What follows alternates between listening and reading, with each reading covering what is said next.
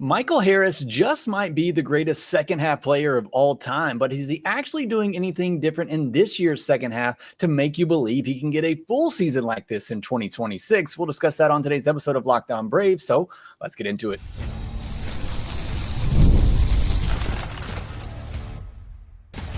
You are Locked On Braves, your daily Atlanta Braves podcast, part of the Locked On Podcast Network, your team every day. Hey, welcome back to Locked On Braves, part of Locked On Sports Atlanta, where we cover your favorite Atlanta sports teams each and every day. I'm your host, Jake Mastriani. You can follow me on social media at shortstopball. Check out the podcast there at LockedOn_Braves on X and Locked On Braves on Instagram. If you're new and you're watching this on YouTube, stop what you're doing right now, real quickly. Just hit that subscribe button, hit the thumbs up button, leave me a comment down below. Thank you so much for your support there for Locked On Braves, where we continue to grow, getting closer to 15,000 subscribers on YouTube. And if you are listening on the audio version, you can help out as well. Just leave me a 5-star review on Apple, Spotify, or wherever you get your podcast. And as always, thanks so much for making Locked On Braves your first listen of each and every day. Big shout out to all my everydayers out there and those who just go on YouTube just to leave a comment to help out the algorithms. That does help me out a ton. And I really do appreciate all the support you give me here at Locked On Braves. Today's episode, we're going to be talking a lot about Michael Harris. He is in the middle of a scorching second half. Of course, that's not something that we're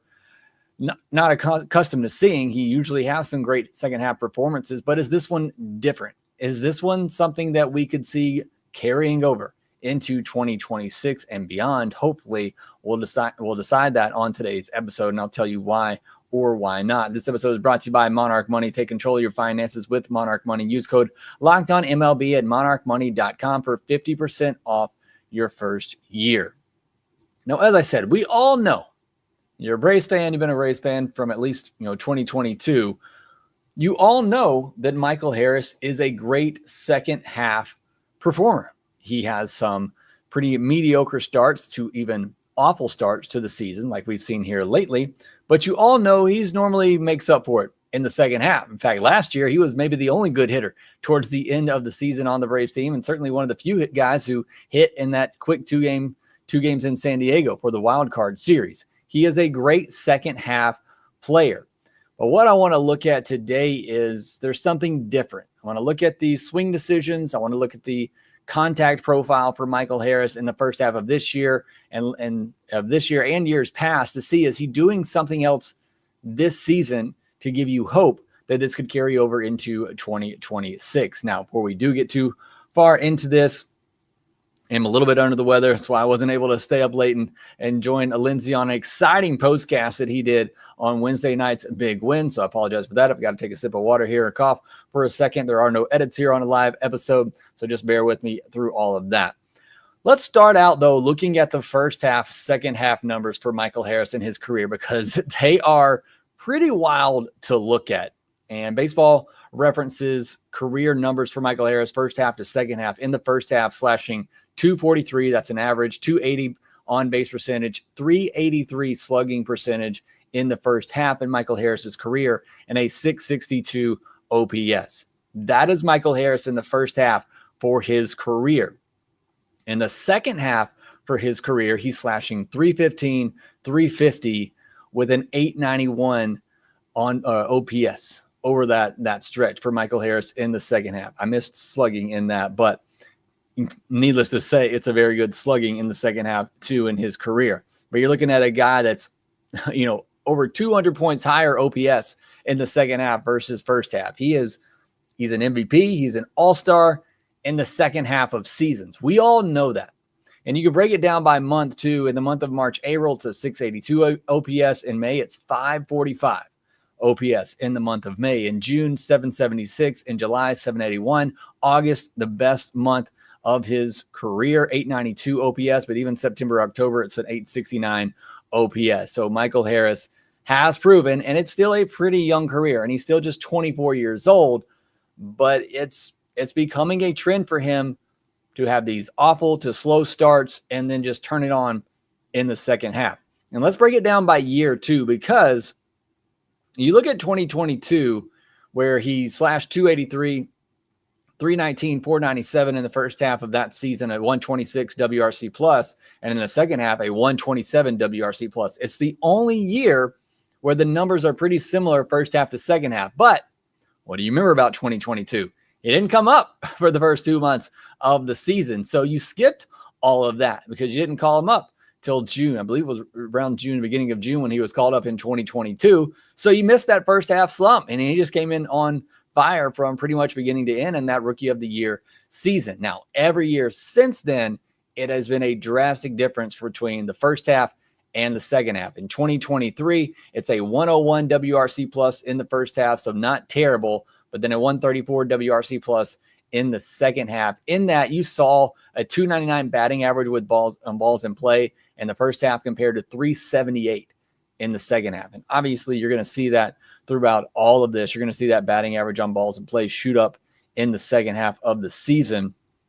And 2024, similar thing, an 81 WRC plus in the first half of 2024. And then things just shot up. He had a 506 slug in the second half of the 2024 season. And then this year, 2025, in the first half, 210, 234, 317, 3.1% walk rate, 20.9% strikeout rate, 50 WRC plus, a 108 ISO, and 249 batting average on balls in play. And then in the second half, it's a 366, 385, 693 slash line, 2.1% walk rate. The walk rate has actually gone down in the second half, but so has the strikeout rate, 3% down, or almost 4% down to 17.1%, and a 148 WRC plus to go along with a 261 ISO and 345 batting average on balls in play. So a 100-point jump on his BABIP in the second half of the season, 160-point jump in his ISO in the second half. Everything just completely better. And there's been 2 seasons now. You look at these past 3 seasons for Michael Harris. In 2023, it's kind of the similar conversation of this year. I remember having this conversation with many of you in the first half. I can remember having a podcast about it, saying if he doesn't pick it up by the end of whatever it was, I think I said the month of June, you may have to consider sending him back down. He was that bad. He was one of the worst qualified hitters in all of baseball in 2023. And in that month of June, he picked it up and went on through the rest of the season and was really good version of Michael Harris. 2024, injuries kind of all through. And even in that 2023 season, he started the year with that back injury, was kind of slowed by that, and just took him a while to get going. In 2024, it was kind of just, as many of the Braves players that year, position players, it was injuries just kind of up and down and just never really seemed to get settled in until that final month or 2 of the season and into the postseason. This year, there weren't any excuses. For all we know, he was completely healthy, and through the first half of the season, he was one of the worst qualified hitters in all of baseball. And then here we are, we're in the middle of August, and he's one of the best hitters in the second half. And that's not hyperbole. You look at the second half Major League ranks for Michael Harris, he's 4th in hits. He's 13th in home runs. He's 7th in batting average. He's 3rd in slugging percentage. He's 6th in OPS. And as far as F4 goes, Fangraphs Wars, he's 5th, just 0.1 points behind Shohei Ohtani in the National League. So he is pretty easily one of the 5 best hitters in all of Major League Baseball in the second half, and certainly one of the best National League hitters in the second half so far to this point. My only gripe with Michael Harris in the second half is 1 stolen base. I mean, he's got to get first of all better at it so that he's more confident and comfortable in it. But even this year, through the month of May, he had 10 steals and 2 caught stealings, and then he's just tried 4 times since then. That needs to be a part of his game. He's fast enough to get it done. But again, that's just a minor gripe. If he wants to keep carrying a 261 ISO and leading the league in slugging, I'm certainly fine with that too. But I do feel like at some point that needs to be a part of Michael Harris's game. But you can see the difference here between the first half and the second half for Michael Harris. It is pretty extreme, and it is pretty obvious what he has done. And I don't think the solution is to just sit him on the bench for the first half of seasons and then insert him in the second half. He's got to figure this out. He's got to figure out why he's getting off to such slow starts. And look, as hot as he is right now in the second half, a 366 average, a 385 on base, which his on base is always just going to be carried by his batting average because he doesn't walk a lot, 693 slug, a 148 WRC plus. You don't expect him to be that guy. And a lot of it is kind of overcorrection from the first half and just some better luck. Like I said, 100-point higher BABIP in the second half. but there's something there. And at this point, I don't know if it's just maybe something mentally, but something going into a season that Michae Harris needs to adjust to in order to have a more consistent season from beginning to end, and not have just being one of the worst players in all of baseball for one half and then one of the best players in baseball for the second half. You'd almost rather just be good for the entire season, is what the Braves are looking for here. And next, we're going to see what that answer could be. Is he making better pitch decisions, or is just simply better contact, plate approach? We'll get into all of that here next. Most people can't name all their financial accounts or even what they're worth, whether it's 401k properties or investments. And when you don't have the full picture, you can end up leaving money on the table. That's why there is Monarch Money. It's an all-in-one personal finance tool that brings your entire financial life together in one clean, easy-to-use interface on your laptop or your phone. Monarch does the heavy lifting for you. You can link all your accounts in minutes, see clear data visuals, get smart categorization of your spending, and finally feel in control of your money without ever touching a spreadsheet. Spreadsheets, they stress me out, so I don't want to have to use them if I don't have to. Do you have subscriptions that you forgot? Maybe you're paying for them. I linked all my accounts to Monarch and immediately spotted a few subscriptions that my wife, my kids were just subscribing to. Of course, not blaming myself here, and canceling those and saving some money.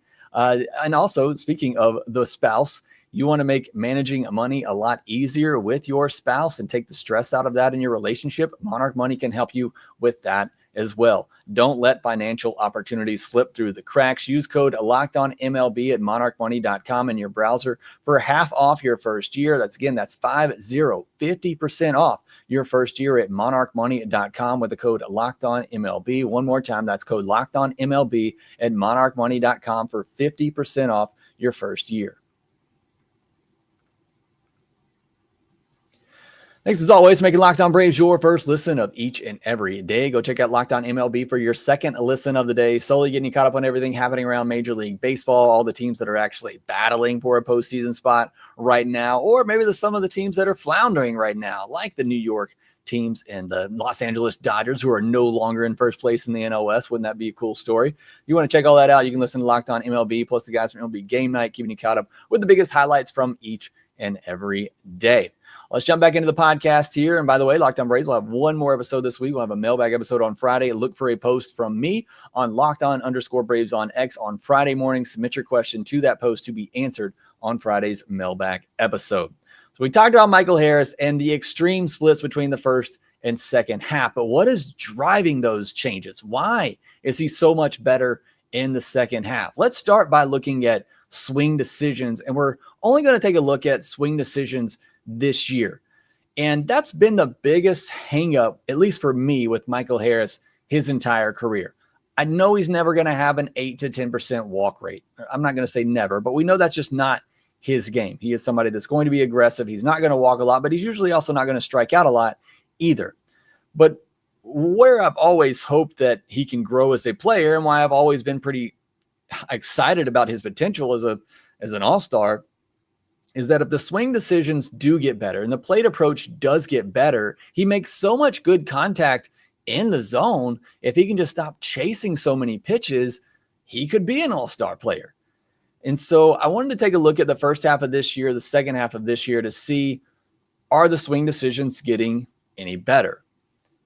And unfortunately, just based on the data, which I'm going to throw at you here, doesn't seem to necessarily be the case. You look at his O-swing percentage in the first half of this year. That's percentage of pitches he's swung at outside of the zone, 46% in the first half. That was third highest in all of Major League Baseball in the first half of the season among qualified hitters. You look at it in the second half, it's 47%. So he's still swinging at a lot of pitches outside of the zone. You look at his zone swing percentage in the first half, 70.1%. This year, or in the second half, or rather, it's up to 72.6%. So he is swinging at more pitches in the zone. His swing percentage overall has gone from 56.4% to 58.3%. So that's where you see that increase, that 2% increase. At least that is in pitches inside of the zone.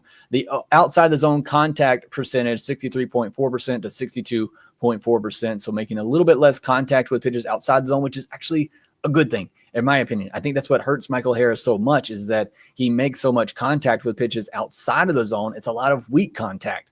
And then you look at his zone contact percentage. This is the big one here. This is where maybe you are seeing a little bit of an adjustment from the first half to the second half. His zone contact rate in the first half is 90.2%. I mean, that's just good on its own, but in the second half, it's 95.1%. So I don't see anything major here. What I was hoping for when I pulled these numbers is I was hoping that we were going to see less chase, essentially, is what I'm looking for. Is he swinging at fewer pitches outside of the zone?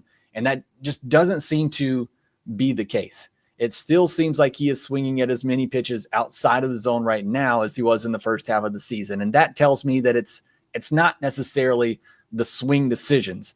Now, what is kind of hopeful in this data is that he is swinging at more pitches in the zone and he's making more contact on pitches in the zone. So that is something to be hopeful for, but it's not what I was looking for when I put this podcast together and started doing this research. I was really hoping that we were going to see less chase to tell me that the plate approach and the plate discipline is getting better, but I can't definitively say that off of these numbers.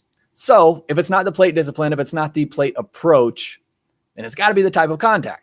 So let's take a look at this. We're going to go year by year. Bear with me here. I'm going to throw a lot of numbers at you. First half of 2023, his line drive rate was 15.3%. In the second half of 2023, it shot up to 26.9%. His ground ball rate was 52.8% in the first half of 23. It went down to 43.4% in the second half. So you see in the first half of 2023 to the second half of 2023, he cut down on the ground balls and hit more line drives. As a result, his exit velocity went up almost a full point mile per hour in 2023. His barrel rate went from 9.1% to 10.7%, and his hard hit rate went from 45.7% to 50.4%. So you see it in 2023. Cut down on the ground balls, hit more line drives, barrel rate went up, hard hit rate went up. In 2024, his line drive rate was 20.4% in the first half. It was 21.1% in the second half. So line drive rate was the same, but here was the difference in 2024. His ground ball rate was 53.2% in the first half, went all the way down to 44.2% in the second half. And in 2024, it was his fly ball rate that spiked, going from 26.4% in the first half to 34.7% in the second half. So in 2024, similar thing. He cut down on the ground balls, but instead of line drives in 2024, it was fly balls, and that led to an increase in exit velocity going from 89.3 miles per average to 92.2. His launch angle went up just a little bit, 6.9 degree launch angle to 8.4. His barrel rate shot up 10% in 2024, going from 5.9% to 15%, and his hard hit rate went from 43.6% to 51.7%. So again, similar thing. In 2024 to 2023, it's just he subtracted the ground balls for line drives in 23. He subtracted the ground balls for fly balls in 2024 and saw his barrel rate and hard hit rate go up significantly. Now, 2025, similar thing. His line drive rate in the first half, just 16.1%. In the second half, 24.1%. So his line drive rate went up a ton. His ground ball rate in the first half of 2025, 52.5%. In the second half, 43.1%. So you're seeing it once again. Ground ball rate in the first half, ground ball rate in the second half, almost a 10% decrease. And in 2025, he's traded those for more line drives. It's not necessarily more fly balls this year, although that is up 1% in the second half. But then you look at it, his launch angle, 5.6 degree launch angle in the first half of 2025. The second lowest to that on the Braves among qualified hitters in the first half was Marcell Ozuna at 13.4%. So that is a very low launch angle. In the second half, that launch angle is up to 10.1%. And with that, you've seen his exit velocity go from 89.4 to 91.3. You've seen his barrel rate go from 6.1% to 11.9%. So not quite as drastic even as it was in 2024, but still a really big jump. And you've seen his hard hit rate go up 7% in the second half as well. So that's 3 straight seasons, all pretty much the same thing. He cut down the ground ball rate, somewhere from 6 to 10% from the first half to the second half in all of these seasons. And as a result, you saw more power. You saw better exit velocity numbers. You saw better hard hit rates. You saw better barrel numbers. And that's why we talk about those numbers all of the time. For all of you who hate hearing us talk about exit velocity in games, that is why we talk about it, because it does make such an impact, the way that you contact the baseball. And look, exit velocity is not all of it. That's why I mentioned the launch angle. You get better launch angles with that exit velocity, you're going to get better results. And that's what we've seen from Michael Harris in all 3 of these years. And that is, it's been true all of these seasons. You've seen him cut down the ground ball rate and improve the line drive and fly ball rate, and you've seen better results, particularly in the power department. And look, now the question becomes, I think first the question becomes for us, because it looks like, to me at least, it's not swing decisions. He's still swinging at plenty of pitches outside of the zone. So unfortunately, I don't think it's that. That's what I was hoping for. But he is making better contact, but he's done that the past 2 years as well, and it hasn't carried over into the next year. So what makes us think or believe that this year is going to be any different? And the only thing we can kind of hold on to for that hope and believe is the mechanical changes. Now, I know there's been several people out there post this, but Grant McCauley, friend of the show, posted on his Twitter account on X on July 19th, a side-by-side comparison of Michael Harris's stance in the first half of this year to the second half of this year. And in that side-by-side, you can see that he went from a more closed-off stance, open, front foot, open a little bit more. And you also saw his hands go from being straight in front of his chest to up high. So you can see some obvious differences in his stance from the first half of this year to the second half of this year. Is that, fully responsible for these changes? I don't know. I'd have to go back and look at some of his stances in previous years as well, but it seems to have had some effect. I don't think you can just completely dismiss that. No MP saying MH2 swings look drastically different than it ever has, for the better. That's what I'm hoping here, is that this time around, that the mechanical changes made are really what are contributing to the better contact. Because again, it's not really the plate discipline for me. It's just the type of contact that he's making. And you can certainly make a great case that you're making better contact because of better mechanical changes. Now, if you can incorporate better swing decisions with that, then you're talking about an all-star MVP level type of player. But unfortunately, I'm not seeing the great swing decisions yet. And so the question becomes, okay, you made these mechanical changes. They seem to have helped you out here in the second half. Does that carry over into the second half? Do pitchers adjust to the new mechanics that he's using now and find other holes to exploit him? And does he have to make more changes at the beginning of next year? That's something we don't know. So again, unfortunately, I hate to straddle the fence here, but I was coming into this hoping to find, I knew about the mechanical changes, and it certainly has led to some better contact rates, but I was really hoping to find some better swing decisions along with that, because that would have given me more hope going into 2026 that what we're seeing from Michael Harris in the second half this year could roll over into 2026. But not seeing those better swing decisions and still seeing a lot of chase out of the zone is holding me back a little bit from believing that this Michael Harris, that we can see a full season of good Michael Harris. Again, you can't expect a 150 WRC plus all year from Michael Harris. That would be great. But even a 120, 130 WRC plus, that's an all-star level type of player. I think that's not out of the realm of possibility for Michael Harris. So you are seeing better contact rates in the second half, but you've seen that in the past 2 years as well in the second half. So I'm still a bit skeptical. I know you are as well. I put a post out on social media asking many of you, do you believe in the second half results this time? And most of you said no. And then Michael Harris hit a grand slam on Wednesday night. And then many of you doubled down on that. And I can understand it. I can understand it based on what we have seen, because we have seen these types of contact changes from the first half to the second half the past 2 years. And it hasn't carried over into the beginning of the following season. So it's one of those things, unfortunately, for Michael Harris, where he's just going to have to prove it to us at this point and hope that these mechanical changes are the reason why this has happened and something that will continue into 2026. But I'm still skeptical until I see the better swing decisions that this can be a consistent version of Michael Harris. Well, let me know what you think in the comments section down below.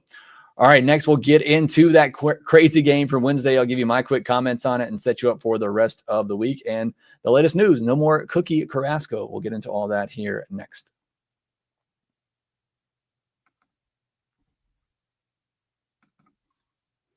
The Atlanta Braves had a wild game on a Wednesday night. You want to get the full breakdown on that, go listen to the postcast, which you can get in your Locked On Braves podcast feed right here. Lindsay doing great work, staying up late to record that one without me, and what a fun one it was. Hate that I missed out on that one, but trying to get some sleep and catch up on some sleep. We've got sick people in the house this week. I was feeling a little under the weather myself. And of course, one of my youngest kid wakes me up in the middle of the night screaming sick. So I didn't even get that sleep anyway. But beside the point, we are feeling much better now. 9-run inning and a comeback win for the Braves on a Wednesday night. First 2 games of the series kind of polar opposite of each other, but for the same result for different teams. So that's kind of crazy in this first 2 games. We'll see what happens in the finale tonight, which I hopefully will be back on the postcast with Lindsay for that one. For the offense in this one, 11 runs, 8 hits, 7 walks, 10 strikeouts. Still too many strikeouts. 3 for 7 with runners in scoring position, though. That's great. 3 extra base hits, 2 of them for home runs is not too bad. Another stolen base by Profar. Love to see that. Micahe Harris with the grand slam, as I just mentioned. Profar and Ozuna both reach base 3 times. I talked a lot about Profar lately and the great job he's doing at the top of the order, continuing to get on base and doing a fantastic job of that. Snit put Ozzy in the 4-hole for some reason, and then he went 0 for 5.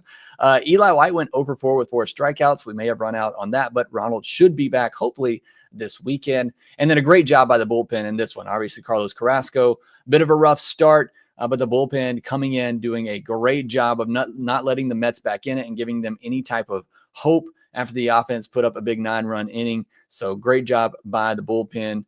Bummer, Johnson, Lee, Iglesias, all doing a fantastic job closing that one out.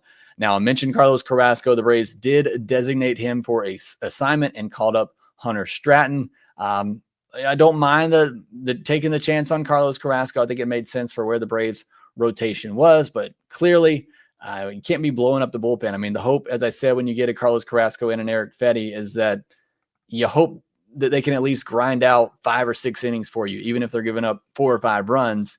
And he just wasn't even able to do that for the Braves right now. So we'll see what happens with the rotation. Or they talked about going to a 6-man rotation once Sale returns. We'll see if that is still a thing for the Atlanta Braves without Carlos Carrasco. Now, the Braves do have one more game with the Mets on Thursday night. The Braves looking to win that series and help the Mets continue to spiral out of control, as that would give us somewhat joy here in a lost season. And then the Braves will take on the Red Hot Guardians. So we faced the Red Hot Brewers team that's just playing out of their minds right now. We faced a cold Mets team, and now we get to face another hot team in the Guardians. So that should be a fun series over the weekend. Me and Lindsay will be on the postcast for that.